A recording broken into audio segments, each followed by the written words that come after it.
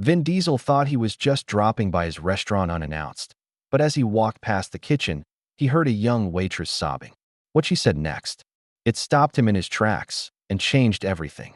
Before diving into the story, comment where you're watching from, and don't forget to subscribe so you won't miss the latest stories. The staff didn't know who the man in the hoodie was. He slipped into the restaurant through the back door, nodding at the dishwasher, like he was just another delivery guy. No security detail, no entourage, no cameras, just Vin Diesel, one of the biggest action stars in the world, walking into his own restaurant like a ghost. Vin had opened this place a year ago. Not for the money. He had more than enough of that.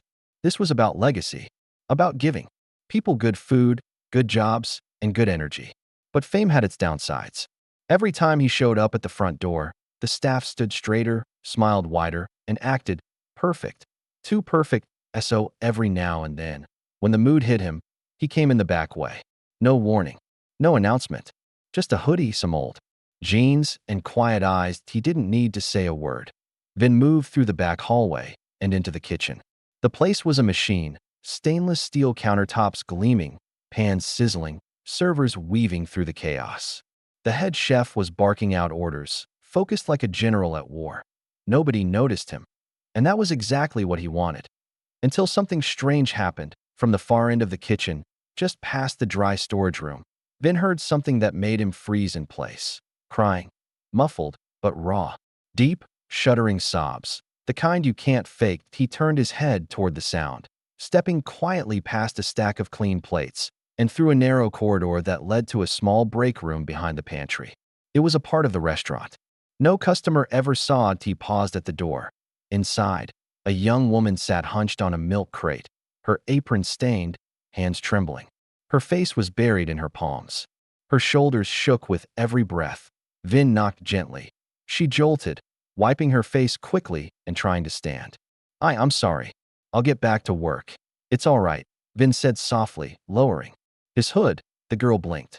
Her eyes went wide. You're no way, she whispered. Are you? Yeah, he said with a quiet smile. I'm Vin. What's your name? Lena. Vin pulled over an upside-down bucket and sat down. Across from her. What's going on, Lena? She hesitated, looked toward the kitchen, then down at her hands. I didn't want to say anything. I need this job. But it's the manager. He yells. A lot. Not just at me, at everyone. He called Maria stupid in front of customers yesterday. Told one of the dishwashers he'd replace him like trash. Vin's expression hardened. And today, she continued, voice cracking. He told me I wasn't fast enough. Grabbed my arm and said if I couldn't keep up, I should just quit. I haven't eaten all day. I'm just tired. Vin was quiet for a long moment. Then he stood. Lena, he said, thank you for telling me. She looked confused. You're not mad. I'm furious. His voice was low, calm, but electric. With that, he turned, stepped out of the break room, and walked straight into the kitchen. This time, people did notice. Heads turned. Conversations stopped mid-sentence. A few staff members stared in shock. As they realized who he was, Vin walked up to the manager, a man in his early 40s, puffed up and smug. The man smiled awkwardly. Mr. Diesel, we weren't expecting. Vin raised a hand. Save it. Then, in front of everyone, he said loudly, I just spoke with Lena, and I heard what you've been doing. The threats, the insults, the abuse. The manager stammered. It's just pressure, you know? It's a tough business. Vin stepped closer. His voice was low, deadly calm. No one, and I mean no one, gets treated like that in my house. He looked around at the shocked faces of his staff. This restaurant doesn't run because of a name on the sign. It runs because of you. The cooks, the dishwashers, the servers, the ones who sweat and hustle every night to make it work. Vin turned back to the manager. You're done here. Go. Silence. The manager tried to protest, but two security guards, who had slipped in after Vin, were already waiting that he left without another word. Vin turned to Lena. Take the rest of the day off. And tomorrow, you'll be reporting directly to me. Tears welled in her eyes. But this time, for a very different reason, Vin walked out into the dining room. A wave of quiet applause followed him. Not because he was famous, but because, for the first time, they felt seen. And that was the real power move. Vin stepped closer, moving quietly. The kitchen buzzed with the familiar clatter of pots and shouting of orders. But beyond the swinging steel door near the back storage room, there was a different kind of noise. One that didn't belong. That he heard soft sobs, muffled behind the hum of the walk-in freezer. Cautiously, Vin pushed open the door just a crack. What he saw stopped him. In his tracks stood a young waitress, no older than 20, stood alone in a dim corner, facing the wall. Her apron was wrinkled and stained from the dinner rush. Her shoulders trembled as she gripped her phone tightly in both hands. She didn't see him. She was whispering, "I can't do this anymore, Mom." He yelled at me in front of everyone again. Her voice cracked. "I didn't even drop the tray. It wasn't my fault. I just need this job." Vin's jaw tightened. He wasn't frozen because of the crying. He'd seen pain before. But there was something deeper in her voice. A kind of desperation he knew all too well. It took him back to TO nights when he couldn't afford rent. When he worked double shifts at crappy restaurants. When every insult felt like a punch to the gut, and quitting wasn't an option because people depended on him. She hung up, took a breath, wiped her eyes with the back of her hand, and turned around. Her eyes locked onto his face. She blinked once, stunned, as if her brain needed a moment to believe what it was seeing. "Are you?" she stammered. Vin gave a small nod and lifted the corner of his hoodie. "Yeah, it's me." The girl, her name tag read Jess, instantly stepped back, eyes wide, mortified. I'm sorry. I didn't know anyone was. I wasn't slacking, I swear. I just needed a second." "Jess," Vin said gently, stepping forward. "You're okay. Sit down." There was a small overturned crate nearby. She sank onto it, trying not to cry again. Her hands were still shaking. Vin crouched down, lowering himself to her level. "Tell me what happened." Jess hesitated. She glanced at the door, like she expected someone, maybe the manager, to come barreling in any second. I've been here for 4 months, she whispered. "It's my first job. I try. I really do. But the manager, Eric, he's just mean. He yells at everyone, especially the girls. He says we're too soft for the kitchen. Tonight, I tripped a little, but I didn't drop anything. He screamed at me in front of the cooks. Said I was useless." Everyone laughed. Vin's eyes darkened. "I wanted to quit so bad," she added, "but I help my mom with bills. She's sick. If I don't bring home a check, we can't pay rent." Vin didn't speak right away. Instead, he reached into his back pocket and pulled out his phone. With one hand, he texted someone. Fast, deliberate. Then he looked back at Jess. "You're brave," he said. "You didn't break. You showed up. That takes guts." She looked at him, confused. "You ever hear the phrase, 'The strongest ones are quiet in the chaos'?" he asked. She shook her head. "Well, now you have. And that's you." Just then, the door opened. 2 men in black shirts stepped inside. "Security." Vin nodded at them. They stayed silent. "Come with me," Vin said to Jess, standing up and offering his hand. "You deserve to be seen." Back in the main kitchen, chaos continued. Until Vin stepped through the door with Jess by his side. Everything stopped. Every cook, every waiter, even the dishwashers looked up. Vin scanned the room. Then his eyes locked onto a man near the front counter. The manager, Eric. A guy with a clipboard, slick back hair, and an inflated ego. Vin walked straight up to him. "You Eric?" he asked. The manager blinked. Yes, sir. I didn't know you were coming tonight. If I'd known, don't bother." Vin cut him off. "I didn't want you to know." He glanced at the staff behind him. Dozens of eyes watching. Some hopeful, some nervous. "I came here to see the real heartbeat of this place. And you just showed me exactly what's wrong." Eric shifted uncomfortably. "I heard what you said to Jess. I know how you treat people. That's not leadership. That's weakness." Vin pointed toward the back door. "You're done here." Eric opened his mouth to argue, but one look from Vin's security team silenced him. He walked out in shame. Vin turned to the stunned staff. "This place isn't just a restaurant. It's a family. And no one in this family gets screamed at for trying to do their job." He looked at Jess, then addressed everyone. "If anyone ever feels like they're not being respected, come to me. I didn't build this place to serve food. I built it to serve people." Applause broke out. Jess looked around, overwhelmed. For the first time in weeks, she felt safe, seen, valued. Vin placed a hand on her shoulder. "You're not just keeping your job," he said with a smile. "You just earned a raise." And with that, he turned back toward the kitchen, hoodie still up, not as a star, but as the leader they never knew they had. She gasped. Oh my God. Vin raised a finger to his lips, his expression calm but serious. Shoo, don't tell anyone. The girl blinked, stunned. What are you doing in here? I own this place, he said simply. Sometimes I like to drop in. Quietly, without all the noise. She looked away, clearly embarrassed. Her eyes were still red, her voice small. I didn't mean to complain. You weren't complaining, Vin interrupted gently. You were breaking. And no one should have to break in a place that's supposed to support them. He looked around the little storage area. Concrete floor, a crate of paper napkins, a mop bucket in the corner. Quiet. Forgotten. A place to hide when you needed to disappear. Vin sat down on an overturned crate, elbows resting on his knees. His presence was calm but powerful. He didn't speak like a Hollywood star. He spoke like someone who got it. What's your name? He asked. Emily. He nodded. All right, Emily. What happened? She hesitated, biting her lip. Then as if a floodgate opened, the words poured out. It's the manager, Greg, she began. He acts like he owns the place. Every time tips are low, he yells at us like it's our fault. Last night, I worked a double shift, didn't even get 10 minutes to sit down.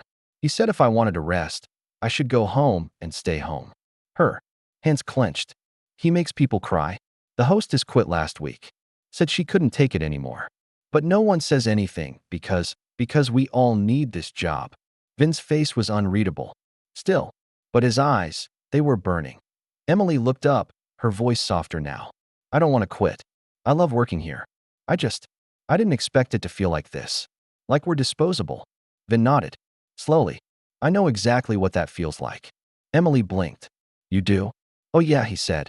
I've washed dishes, cleaned bathrooms, delivered food out the back of a busted-up car. I've been yelled at, fired, and forgotten. He leaned forward. But I never forgot what it felt like. And that's why I started this restaurant.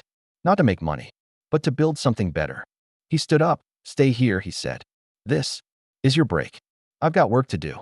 Emily sat back, stunned. She'd expected a lecture or silence. Not this. Vin walked through the swinging kitchen doors and into the main kitchen like a thundercloud rolling in. The air shifted immediately. The line cooks paused mid-chop. Servers glanced nervously. A busboy nearly dropped a tray. Everyone saw him now. He scanned the room until his eyes landed on a man at the prep station. Khakis, clipboard, smug face. Greg. The manager stiffened. Mr. Diesel?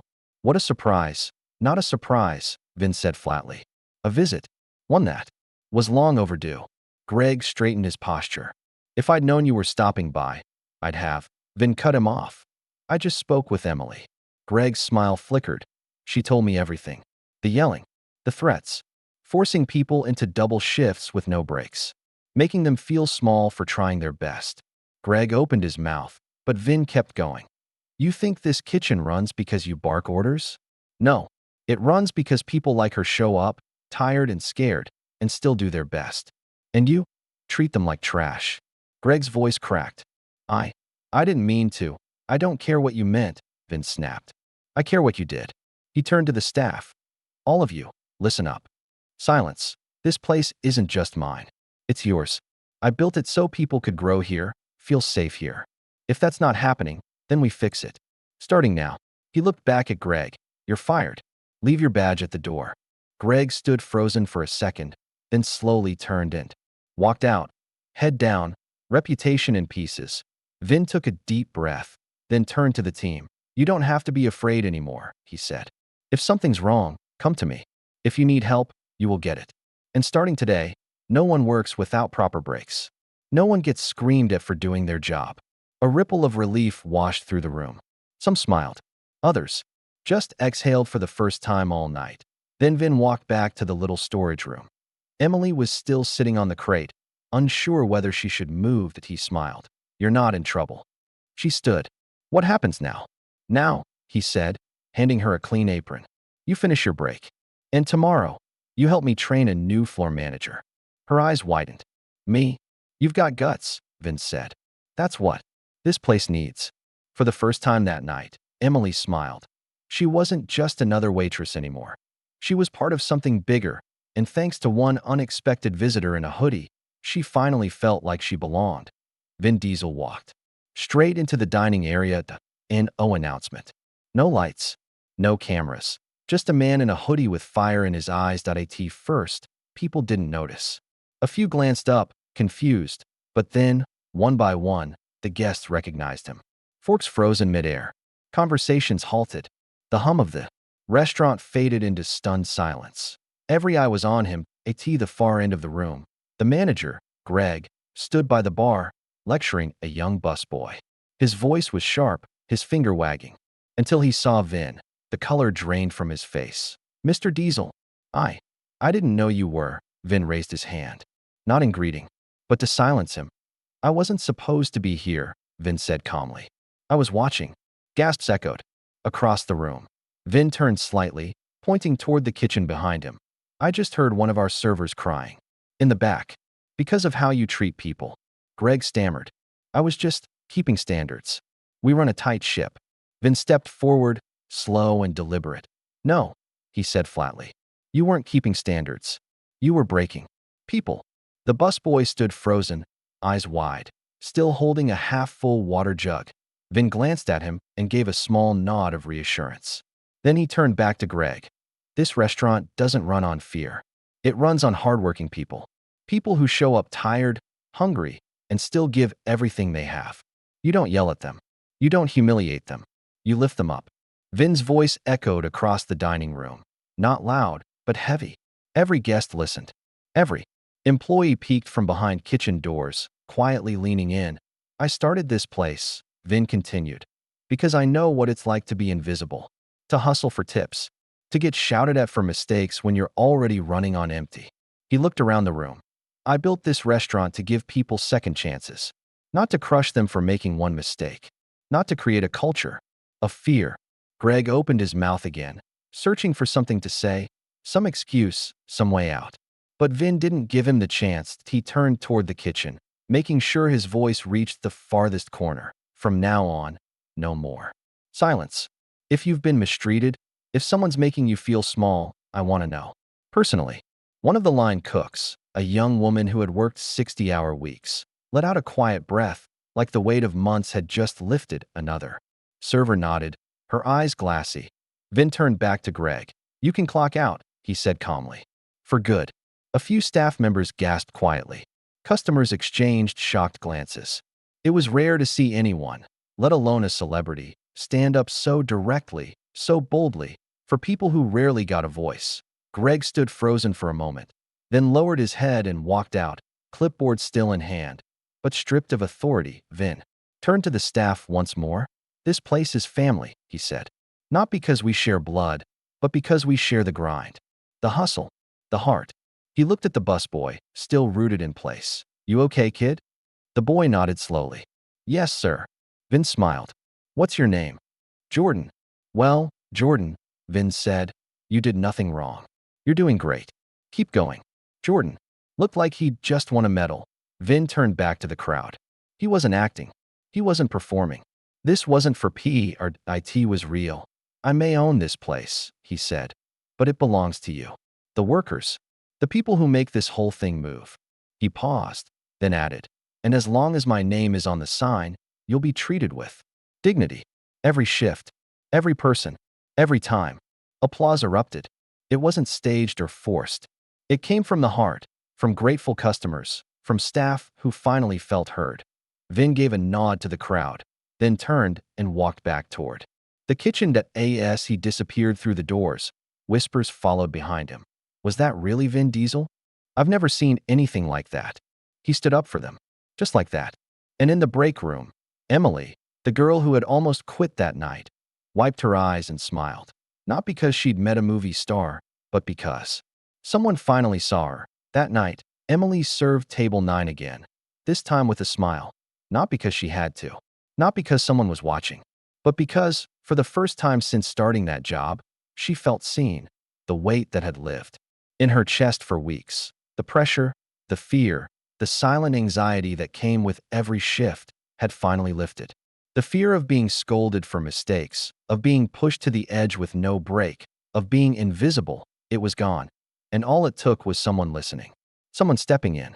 Someone like Vin Diesel. The restaurant slowly returned to its rhythm. The hum of conversation picked up again. Laughter returned to the air. The servers moved a little faster. The kitchen, now free of Greg's voice, seemed to breathe. Vin stayed for dinner that night. Quietly. No spotlight. No selfies. No press. Just a man in a hoodie at the corner booth, eating pasta, nodding to the line cooks with a small, approving smile. He didn't ask for attention, that he asked for decency, respect, humanity, and it made all the difference. The evening drew to a close. The last few tables paid their checks. The staff began their usual cleanup, stacking chairs, wiping tables, counting receipts. It was quiet again, but in a different way. Not from tension, from peace. Emily was sweeping near the front when she saw him stand up. He gave a small wave to the head chef, a nod to Jordan the busboy, and then made his way toward the exit. But just before he left, he stopped at Emily's station and slipped something into her apron pocket. She looked at him, confused. He smiled, a soft, sincere one, and said, "Take care of yourself." Then he pushed open the door and disappeared into the night. No fanfare. No final speech. Just quiet strength. Emily stood frozen for a second, unsure what had just happened. She pulled out the envelope. Inside was a folded piece of thick paper. A handwritten note in steady, bold lettering. "For your strength when no one was watching. Use this to breathe easier." Beneath it, a check. $10,000. Emily's breath caught in her throat. Her eyes welled up instantly, and her knees nearly buckled. She sat down in one of the booths and stared at the paper in her hands. Tears spilled down her cheeks. But this time, they weren't from exhaustion. They weren't from fear. They weren't from feeling like nothing she did mattered. This time, they were from relief, from being seen, heard, valued, because someone with power, with presence, with influence, had stood up for her. Without cameras, without expectations, just because it was right. Emily tucked the envelope gently into her bag. She knew exactly what she'd do with it. Catch up on rent. Buy medicine for her mom. Maybe take a day off, a real one, without fear of losing her job. She looked around at the restaurant. The floors she'd swept, the tables she'd cleaned, the kitchen she'd once dreaded walking into. It all felt different now, better, because of one moment, one voice, one unexpected visit.